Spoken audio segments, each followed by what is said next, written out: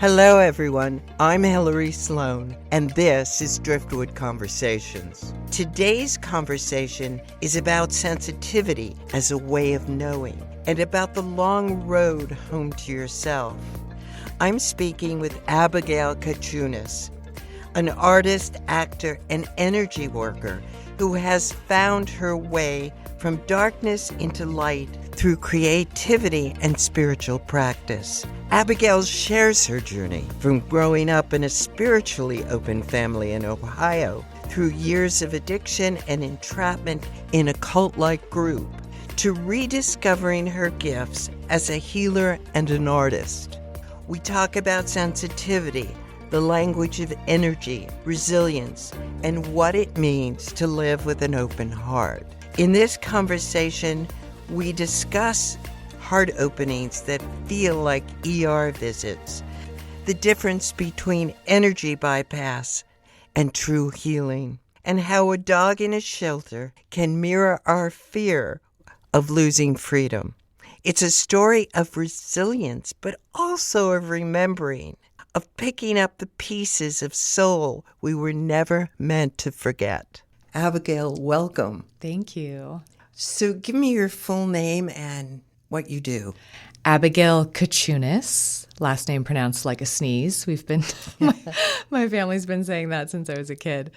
And I am an artist. I'm an energy worker.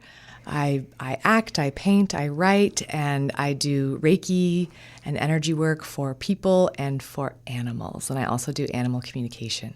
How did this start for you, especially the energy work? Were you born with this ability? Well, I think we're all born with the ability, but for me specifically, I was always a creative child. I was always a sensitive child. Some of the first things I remember doing are painting, and I also remember wanting to spend a lot of time alone in nature, talking to the plants and the animals, and I grew up with animals. So I always felt very connected to those things. I was also raised in an environment where that was part of my upbringing. Where was that? So I grew up in a very small town in Ohio, in the Rust Belt, Southwest Ohio, near the Kentucky border. The town's called Middletown. It was actually also the birthplace of our current vice president, but that's a whole other story. Growing up, it was a predominantly blue-collar town and a bit more conservative, but my dad had his master's in religion, and my mom also had her master's. They both worked in public service, my mom with disabled kids in the school system, and my father worked as a counselor in a men's prison in a state penitentiary. And he incorporated astrology into his counseling practice. So I grew up in this place where I was sort of allowed to unfold versus my parents really making a specific structure for me. I learned about a lot of different religions and spiritual traditions very young.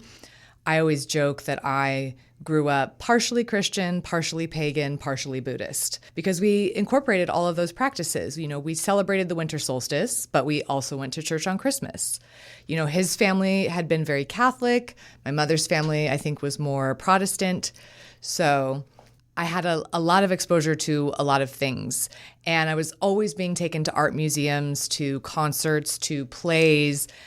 They exposed me to a lot. I got very into classic rock very young because of my, former hippie parents. So the artistry was always there, and I think the call for energy work was there, but I was so sensitive and no one around me really had the tools to teach me how to navigate that.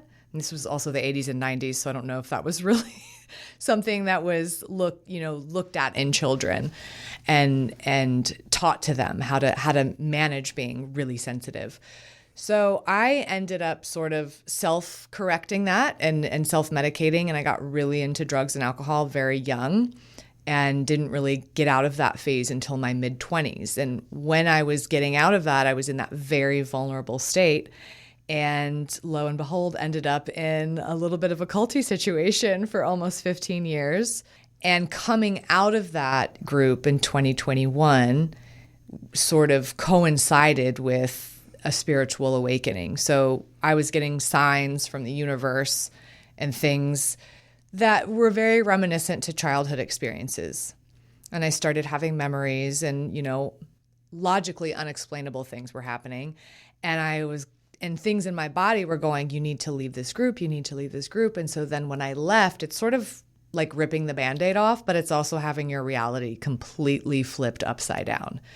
And it's an unplanned paradigm shift because you're suddenly waking up to going, wait, I thought this person, these people were my friends. I thought they were on my side. I thought they were supporting and helping me. No, that's not the case at all. So it's the level of cognitive dissonance that I experienced was traumatic, I would say. And I honestly don't know how I kind of course corrected, but I just sort of followed where my heart led me. That's kind of what I've always done. That's how I navigate the world emotionally and through my heart, not always through logic. I go, this feels like a good idea. I'm going to do it. This feels like something I want to create. I'm going to do it. In navigating PTSD, I created my own healing protocol because I didn't want to go. So where did the PTSD come from? From being in the in the cult? Yeah. Okay. There was physical abuse, financial, emotional, psychological. I mean, basically everything that you can imagine. A lot. It was predominantly more of the psychological, emotional abuse, but there were the other elements as well. So I didn't. I'd had my own experience being on psychiatric medication when I was a teenager. I did not like the way it made me feel, and I chose to go off of it. So that was the end of that. And I never, chose to go down that path again. It wasn't for me personally. I needed something that felt more holistic, more connected to spirit, because I think for me as a child, my artistic practice always felt spiritual. I just didn't have the vocabulary for it.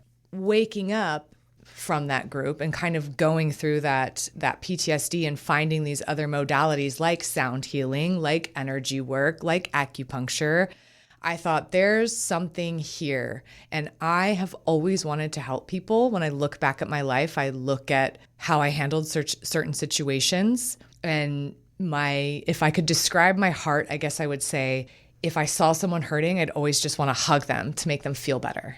So I thought, okay, so this is something. And I can find old journals where I wrote my purpose in life was to use my artwork or my artistry to help humanity. Would you consider yourself an empath?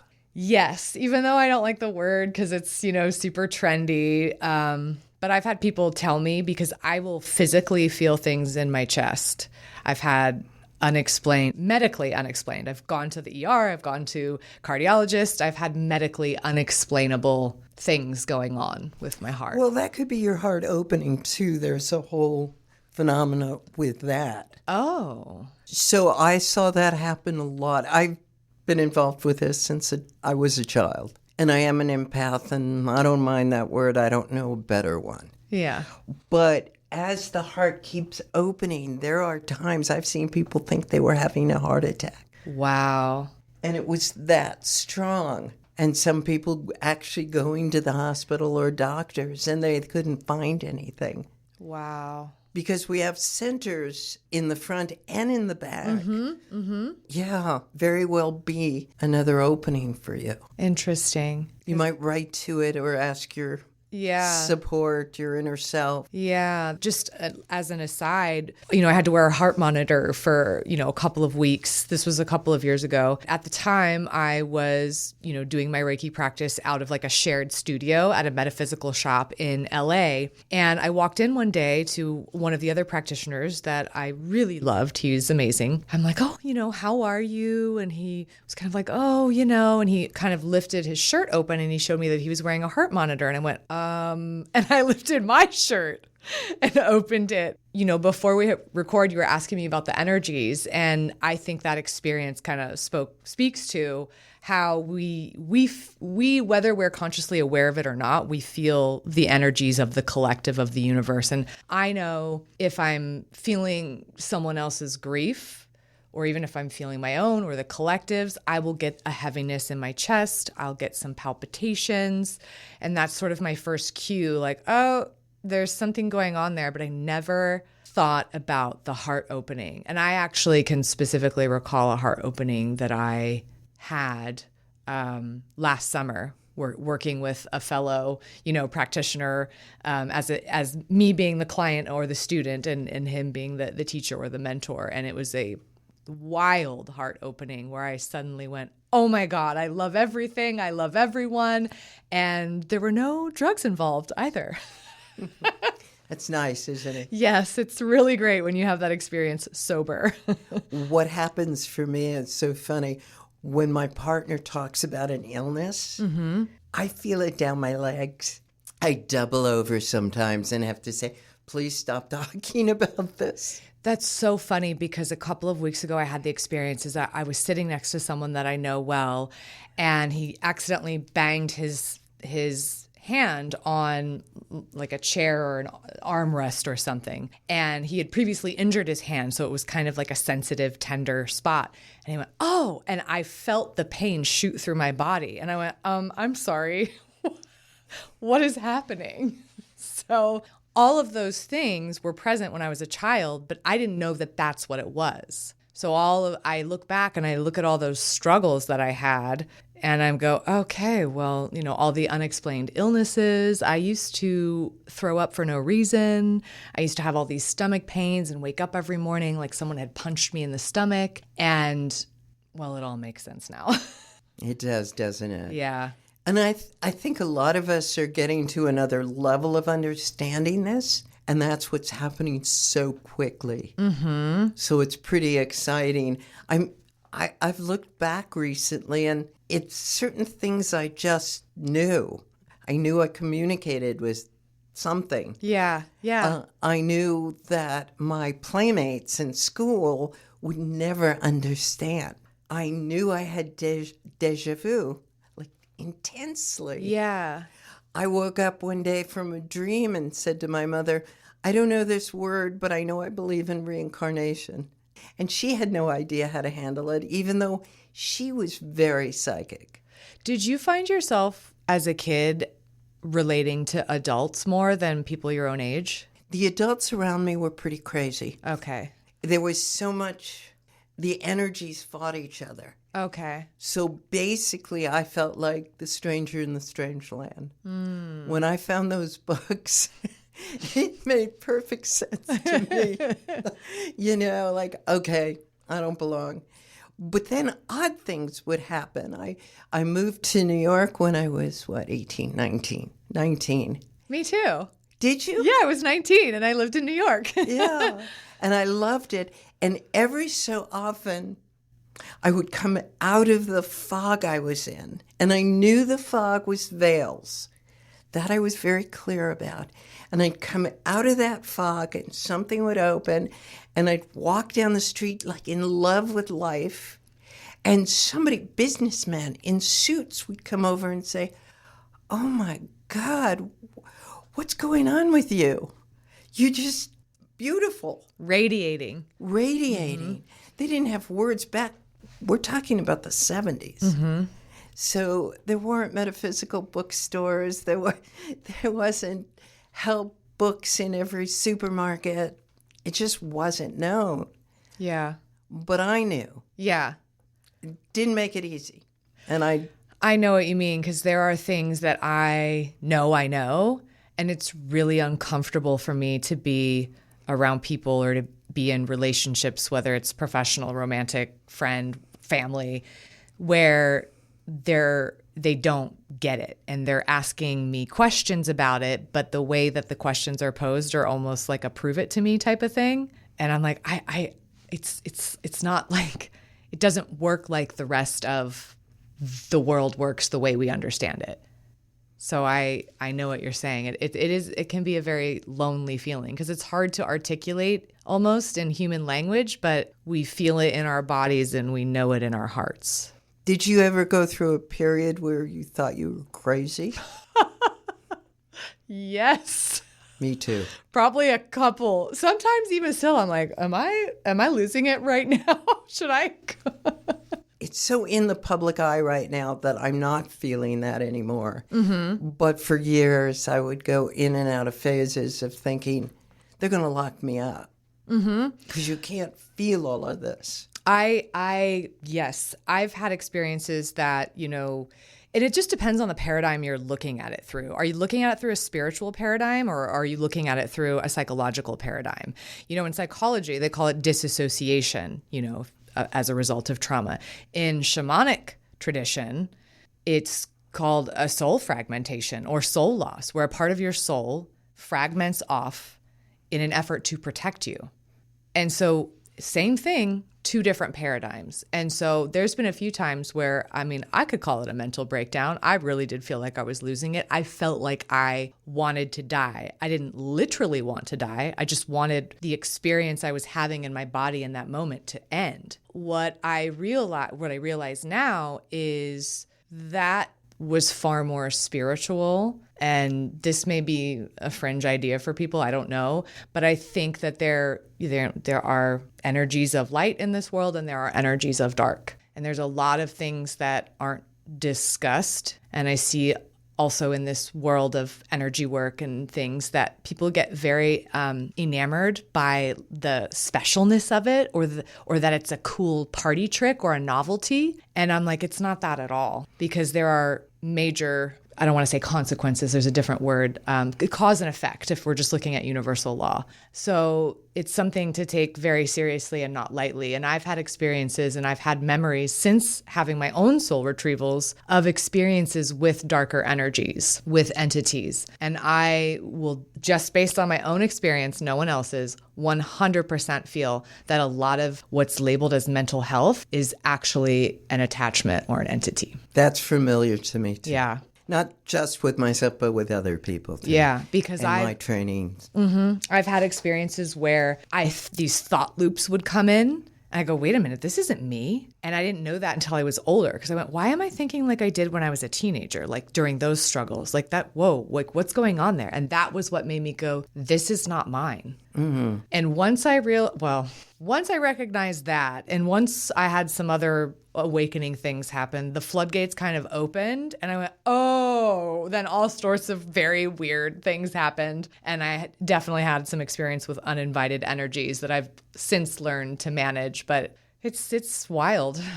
So this podcast is called Driftwood Conversations, and it's about challenges and resilience. Mm-hmm. So if anyone's listening that's having these kind of experiences, what would you tell them? What got you through it? I wish I knew what got me through it. I would have to say that I've had friends in the past tell me that one of the things that they admired about me was the way that I was committed to my, spiritual work in whatever capacity it was in that moment, because I've definitely explored a lot of different things. And there's just this thing of like me never wanting to quit that. I don't know if it's searching for an answer, searching for a reason, searching for that connection that maybe I forgot or lost when I was born into a human body. But as far as resilience, and I say that both regarding emotional resilience and spiritual resilience, is that, you know what, it's my hope.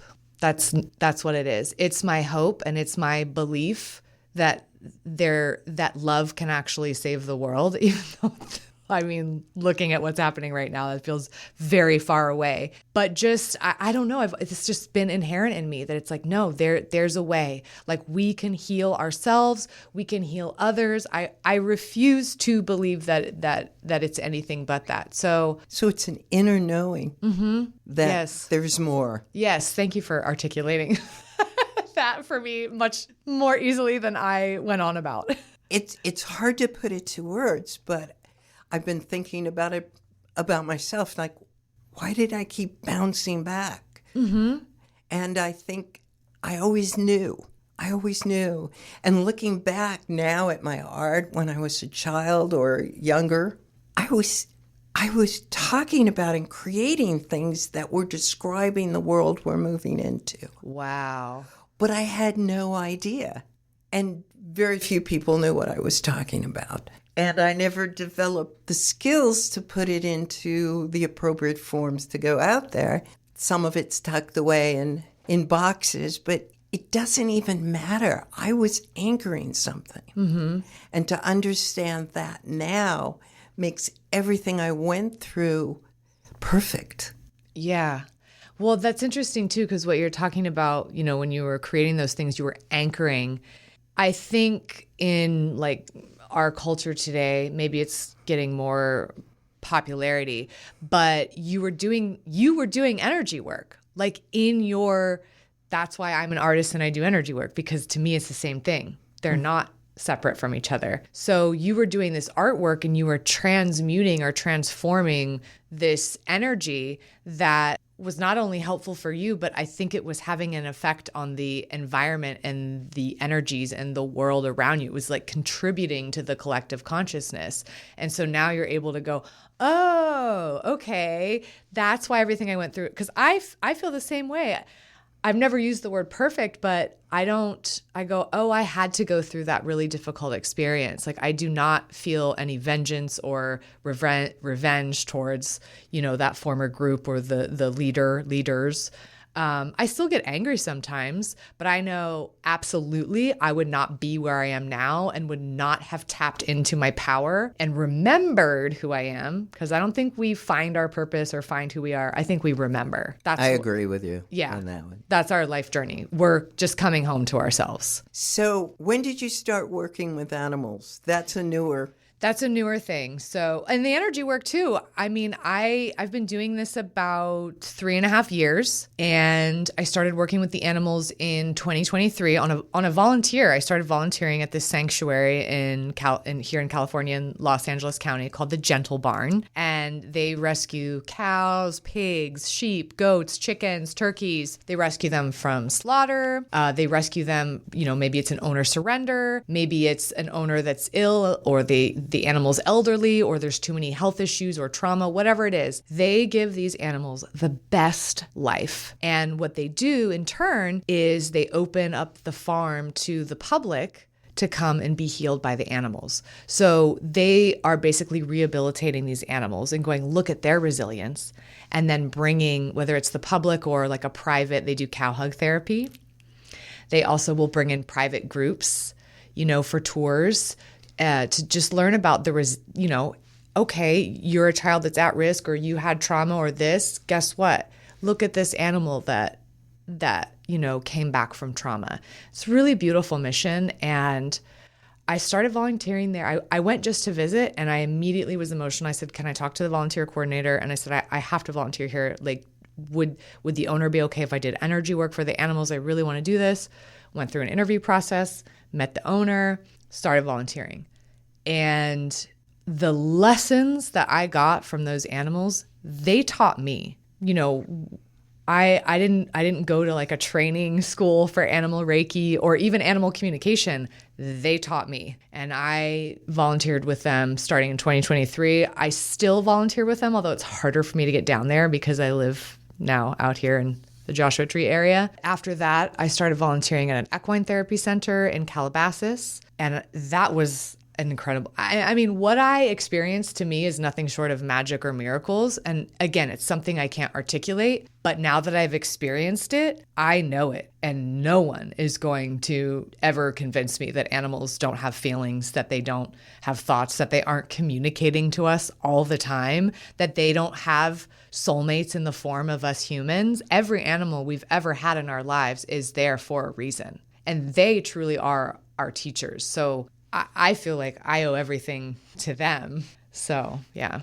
They're so beautiful. So beautiful. And the way that they mirror you, like, okay, for example, so now I volunteer at the Joshua Tree no-kill shelter.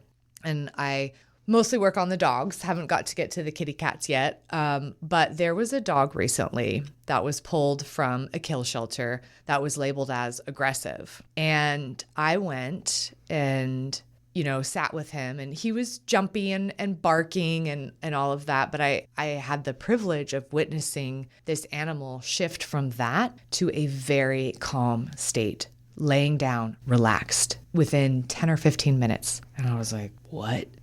And I saw that all the anger and the aggression was really just a form of protection to keep people away because he didn't want to be hurt. And then I go, well, don't we do this? Don't humans do the same thing? And for me personally, because of the life that I've lived and the trauma that I've experienced, I have never lived with a partner romantically. I've never been married. And so while I want that in my life, there's a lot of fear there because I've been perfectly fine on my own in navigating life, and I have things the way I like them. And, and there's also for me this fear of feeling trapped or losing my freedom again.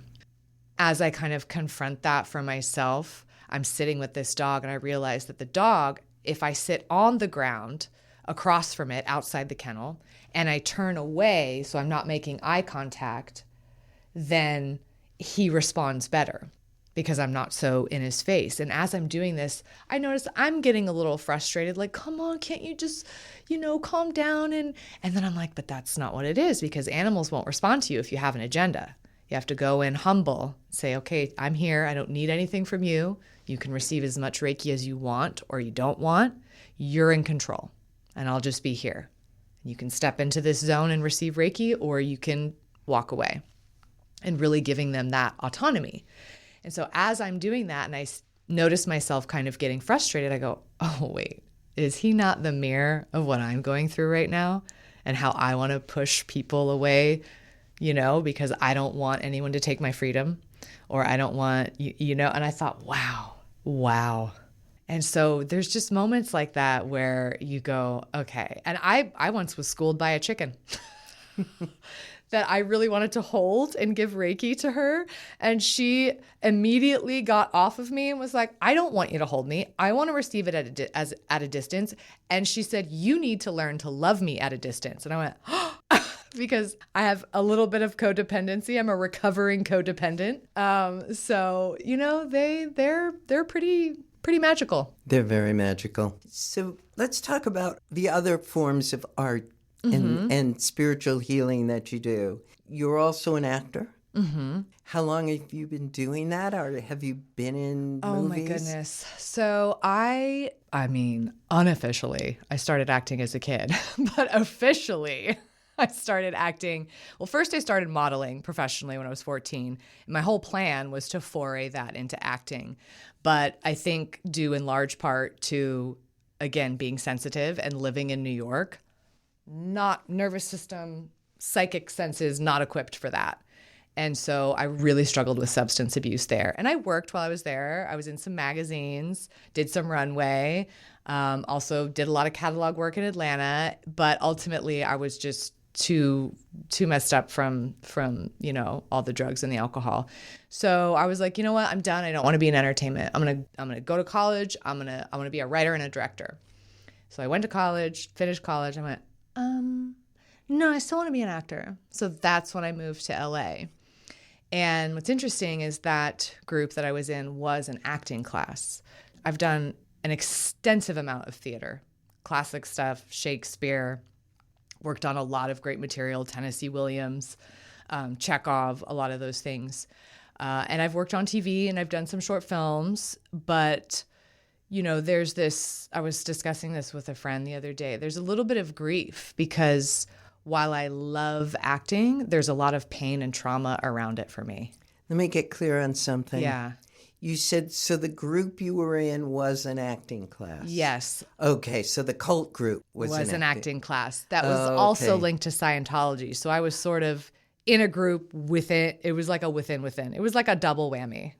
Yeah. It was wild. Okay. That makes sense, though. I've seen that. Yeah. So, I thought I was pursuing and doing this career. What I didn't realize is that I was actually just serving the needs of the teacher who was a narcissist. So there's definitely a lot of pain and trauma there, because while I definitely got an education in plays and classic film and really valuable information, I didn't really find or clarify my artistic voice until a few years after I left, when I got in a healthy acting class where I was able to discern for myself, oh, this is my artistic point of view, because you cannot be an artist without a point of view, and you cannot have a point of view without life experience. And if you're in a situation, whether it's a two-person relationship or a whole group, anything can be a culty dynamic, right? If you're in something like that, you're basically serving the needs of the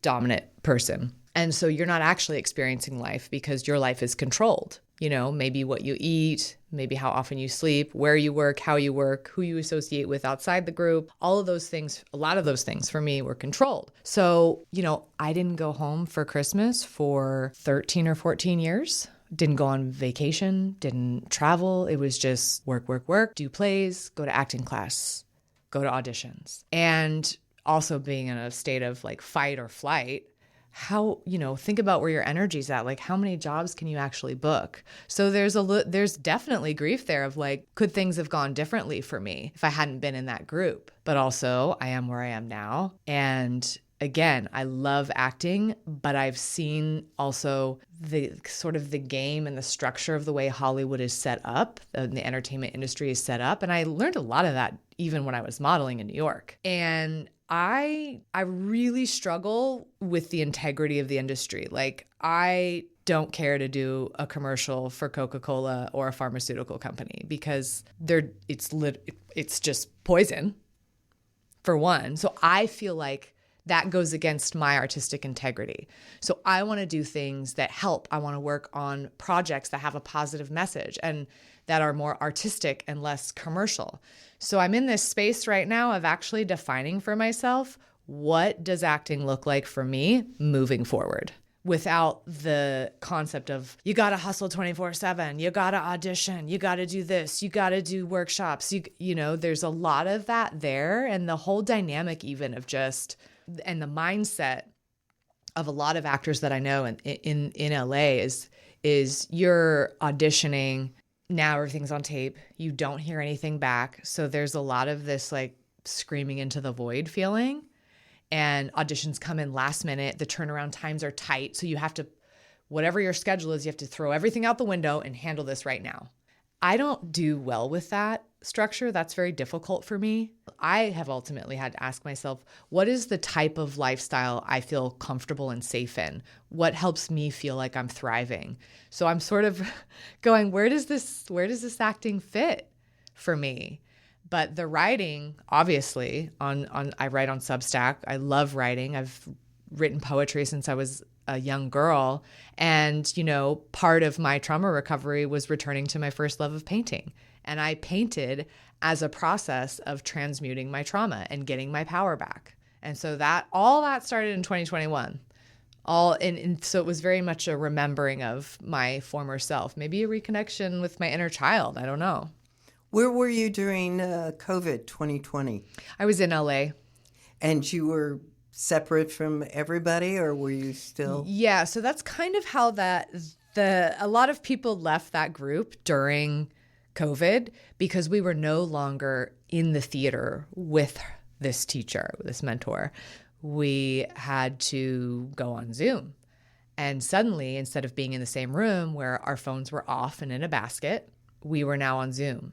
So she couldn't control who had their phones and who didn't have their phones.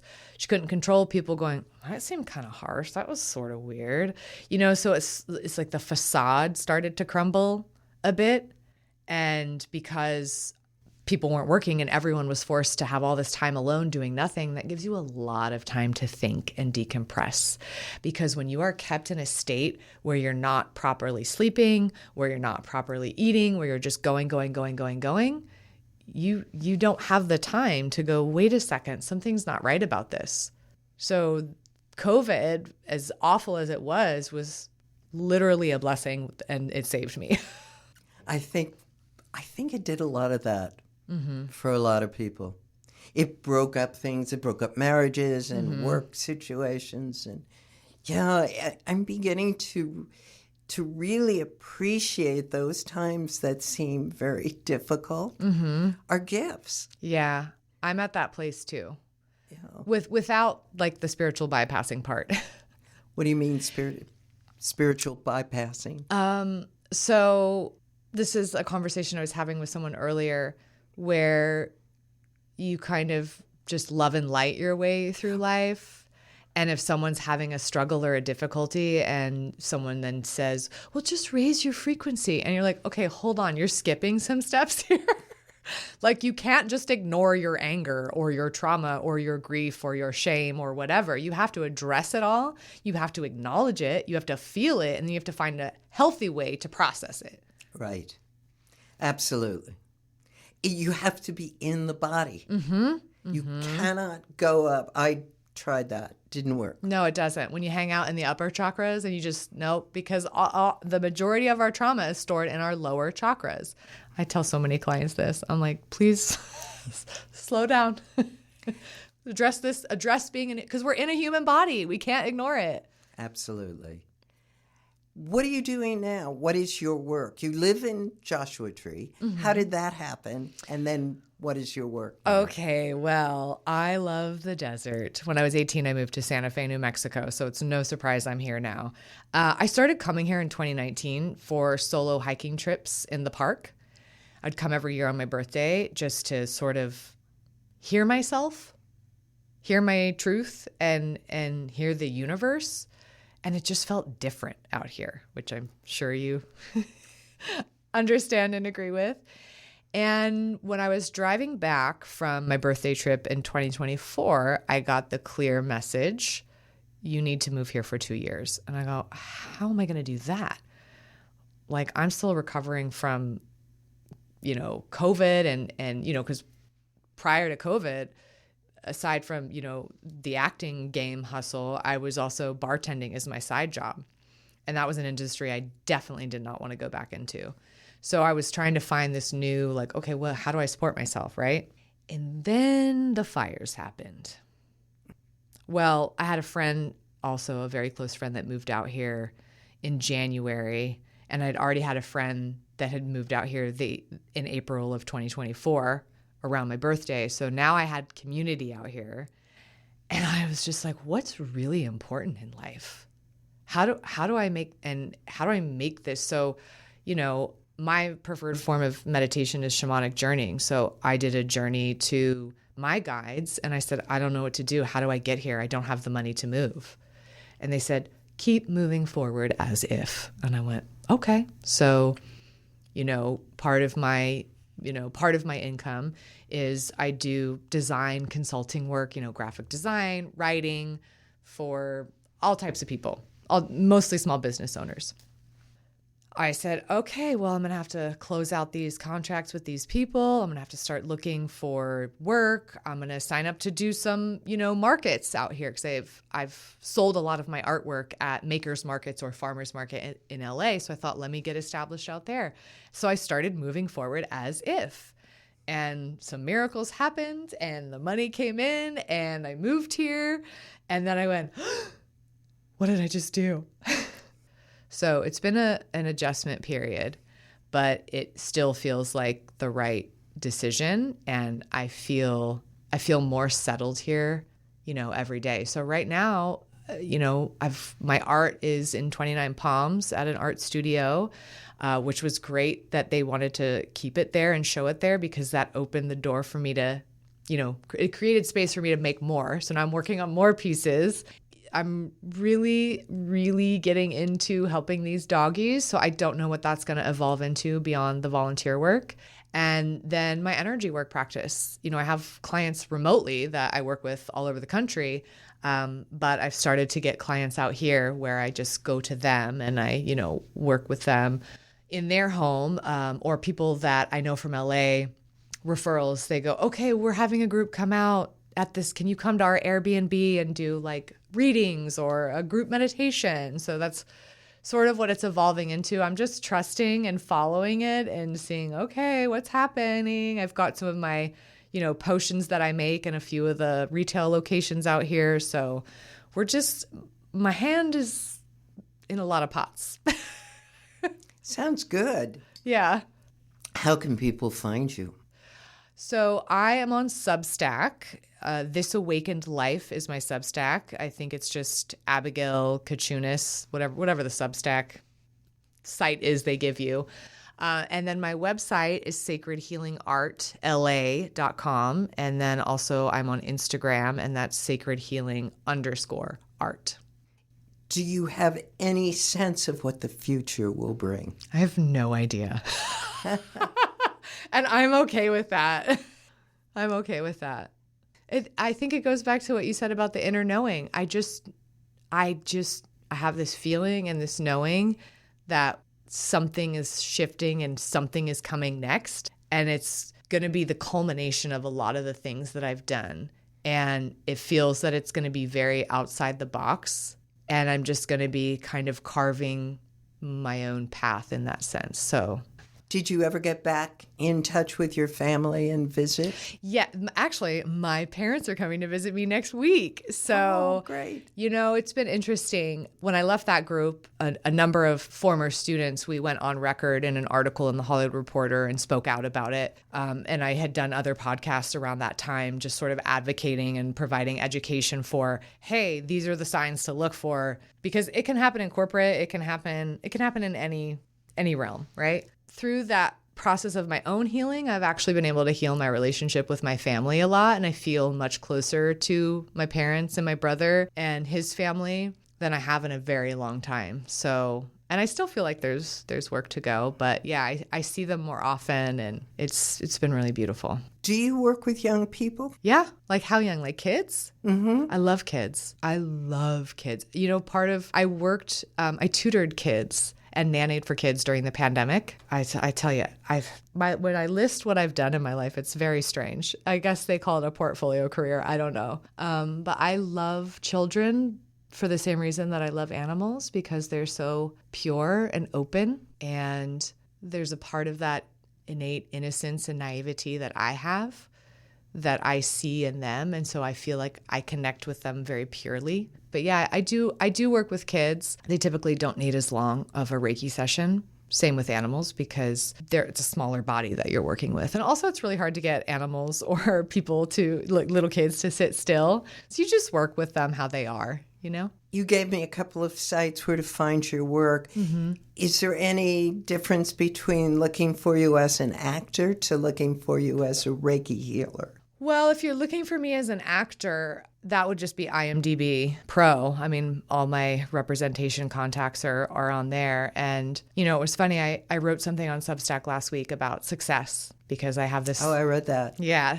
I call it Sunday Thoughts, because I'm big into the art of contemplation, which I think it's important. And I find that just the act of contemplating, not actually necessarily writing it down, frees up space or opens things up. Like what you were saying when you were creating that art, that you were like kind of doing something energetically. I like the concept of giving ourselves time and space to kind of go down rabbit holes. And I wrote about success, and we have programming. Society tells us what success looks like, but what does it really look like to you? And I spoke about the acting, and I said, I want to be a part of things that matter. I want to tell stories that matter, because bottom line, my purpose is to be a storyteller. And whether that's in writing or painting a story or acting, I want to tell stories that matter, because when we hear stories, when we share our stories, that is the medicine. That's how you make someone feel not alone. That's how you give someone hope.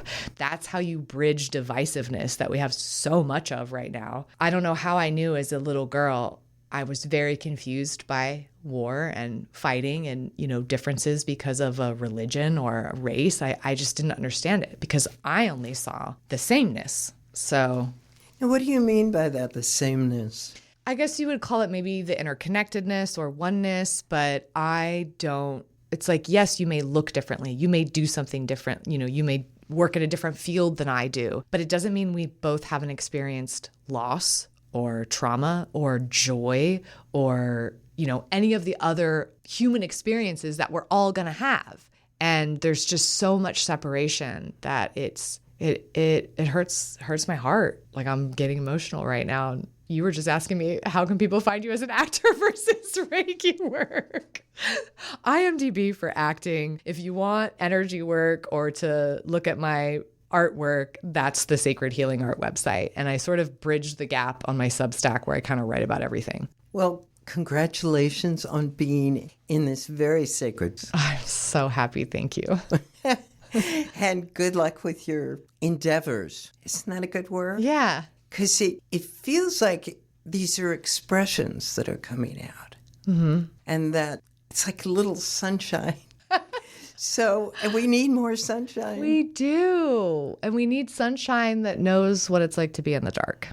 That was Abigail Kochunas, artist, actor, and energy worker. Abigail's story reminds us that creativity itself can be a spiritual practice and a way of remembering the wholeness that never truly leaves us. You can find her work at sacredhealingartla.com, on Instagram at sacredhealing_art, and her writing on Substack at This Awakened Life. In my Substack post, I've linked local resources mentioned today, including the Gentle Barn and the Joshua Tree No-Kill Shelter.